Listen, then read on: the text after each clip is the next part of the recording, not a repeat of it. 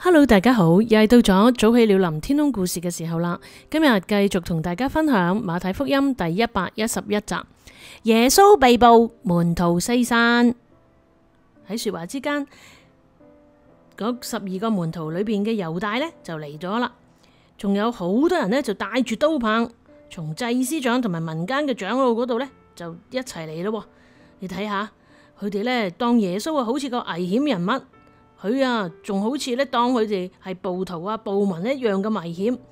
但係耶穌不嬲咧，就冇刀刀棒棒，根本咧係斯斯文文，根本咧就唔係佢哋所想咁樣。但係可能咧，唔知係咪覺得耶穌成日都會顯神蹟噶嘛？佢哋咧就驚起上嚟，仲夜夜媽媽咁樣咧，就嚟當耶穌咧唔知乜嘢嘢咁樣咧嚟對待耶穌。於是唔單止係咁，嗰個賣耶穌嗰個其中一個嘅門徒就猶大啦，就為咗咁樣咧，就仲要喺當中咧就俾個暗號佢哋邊一個係耶穌咧，咁佢哋就下手去捉拿耶穌咯。佢仲俾咗個暗號係乜嘢咧？就係佢同邊一個親嘴嗰個咧，就話俾佢聽嗰個就係佢哋要落手個耶穌啦。猶大跟住咧就同耶穌上前嚟就同佢問安，仲喺度假仁假義咁樣，就話啦，請拉比安，咁樣呢，就一個嘅出賣之吻啊！嗰個出賣之吻係如此嘅空洞，如此嘅虛偽啊！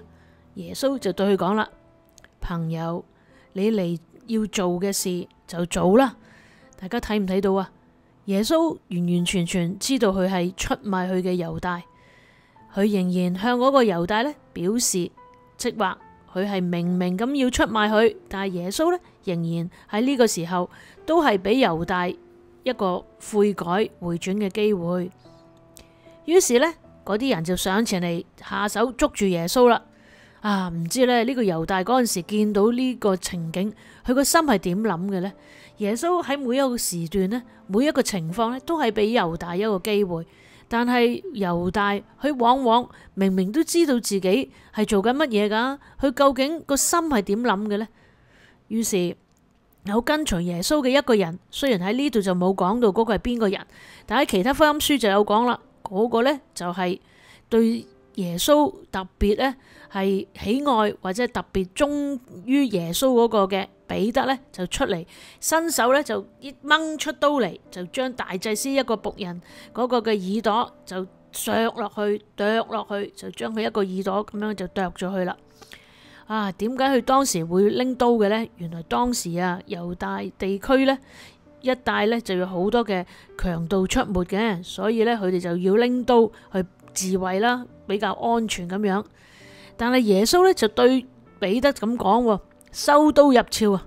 凡動刀嘅呢，一定會死喺刀下嘅。所以呢，原來人呢有陣時都會用自己嘅方法去做一啲嘅事情，但係呢，我卻唔係留意到神呢自有佢嘅方法，同埋神呢都有佢嘅心意嘅。人往往呢就自己見到乜嘢事呢就好自然反應，但係耶穌做嘅事呢，往往係諗到就係神嘅方法同埋神嘅心意。於是耶穌就同彼得講啦，你諗下，我唔能夠求父神喺為我差遣12營多嘅天使嚟救我咩？原來12營嘅天使大概有幾多呢？就大概係72000多個嘅天使。如果係咁樣，經上所講嘅事情就必須要咁樣嘅話，就點能夠應驗呢？原來耶穌似乎呢係完全呢係有優勢去做任何嘅事情，但係佢卻係唔係自己為自己去做啲乜嘢，佢一直以嚟所做嘅嘢呢，都係為咗要成全父神所諗嘅事情，神嘅心意嘅，而且佢亦都要完成就係舊約先知裏邊所預言嘅一切，所以呢，佢要做嘅呢，就係要神嘅心意得以完成，而唔係自己想做乜嘢就做乜嘢。呢一個呢，都係一直佢對嗰啲嘅門徒嘅教導啦，亦都係佢一直忠於父神嗰個嘅心意嘅。而當時呢，耶穌就繼續同眾人講啦，你哋啊帶住刀棒出嚟捉拿我，就好似當我係強盜咩？我日日坐喺殿裏邊去教訓人，你哋呢就冇嚟捉拿我。但係呢一切嘅事情要發生呢，其實就應驗先知書上面所講嘅一切話。當呢個時候呢，門徒呢聽到咁嘅情況，哇，捉咗耶穌喎，於是大家都驚起上嚟呢，都逃走啦。點解佢哋逃走呢？因為佢哋怕被牽連。仲有喎，喺之前啊，大家係咪牙刷刷？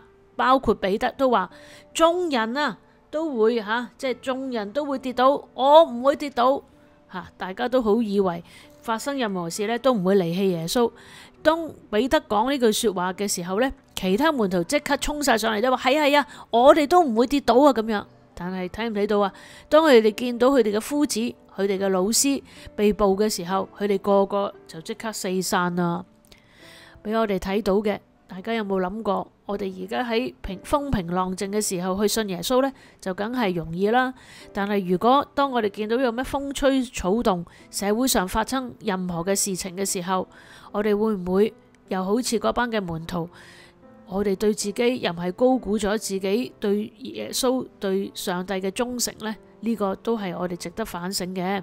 所以當我哋喺冇事冇幹嘅時候，如果我哋都唔能夠忠於上帝嘅話，當我哋有少少一啲嘅風吹草動，我哋嘅信仰係咪咁堅定呢？我哋對於上帝、對於耶穌嘅忠誠，又係咪即係會受到搖動呢？呢個都係我哋值得深省嘅。但願主真係嘅憐憫去保住我哋，俾我哋能夠即係一生都係忠於上帝，直至見佢嘅面啦。好，今日嚟到呢度。